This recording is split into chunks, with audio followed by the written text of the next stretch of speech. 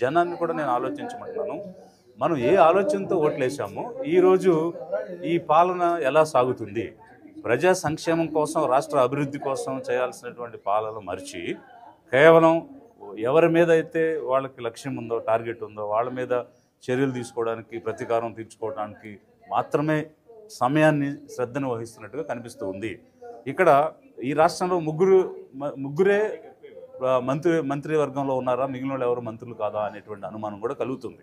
ముఖ్యమంత్రి గారేమో వారు మెగా ఈవెంట్స్ అంటే ఆర్టిఫిషియల్ ఇంటెలిజెన్స్ అని, డ్రోన్స్ అని, లేకపోతే P4 అని ఇట్లాంటి ఈవెంట్స్, లేదా బడ్డీ కొట్ల దగ్గరికి వెళ్ళి చిన్న చిన్న వాళ్ళతో మాట్లాడి వీడియోలు చేయటం అయితే మెగా, లేదంటే మైక్రో.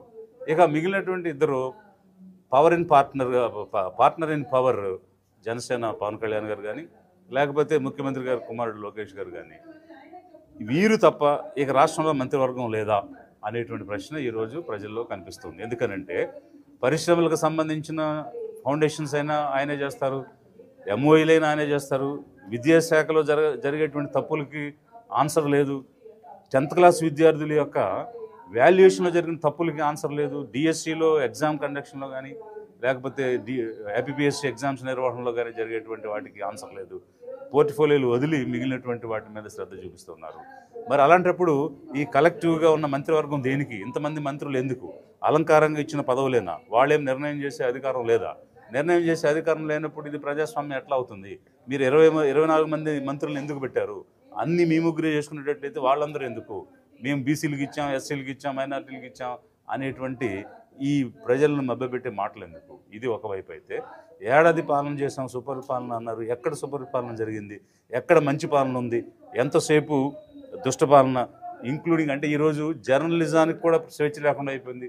మీడియా మిత్రులకు కూడా ఎలాంటి స్వేచ్ఛ లేకుండా కనీసం నిజాన్ని నిర్భయంగా మాట్లాడగలిగే ప్రయత్నం చేసే వారికి ఏ రకమైనటువంటి స్వేచ్ఛ ఉండి మాట్లాడే పరిస్థితి లేకుండా పోయింది.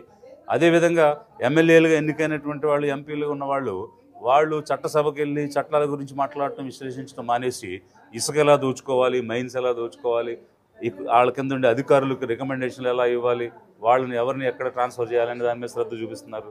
వాళ్ళు చేయాల్సిన పనులు వదిలేసేసి చేయకుండా పనులు చేస్తున్నారు ఈరోజు రాజకీయంలో ఉన్నటువంటి నాయకులు. ఇది సుపరిపాలన ఎట్లా అవుతుంది? దుష్ట పరిపాలన కాక. ఇది జనం ప్రశ్నిస్తున్నారు. జనాన్ని కూడా ఆలోచించమంటున్నాను. మనం ఎందుకు ఓట్లు వేసాం? ఏం ఎక్స్పెక్ట్ చేసి ఓట్లు వేసాం? వచ్చిన వాళ్ళు ఏం చేస్తున్నారు? నిజంగా జనరంజక పాలన సాగుతుందా అని లిబరేషన్ కాంగ్రెస్ పార్టీ ప్రశ్నిస్తూ ఉన్నారు. ఆంధ్రప్రదేశ్ రాష్ట్ర చరిత్రలో ఎప్పుడు లేని విధంగా IPS ఆఫీసర్స్ని జైల్లో పెట్టించడం.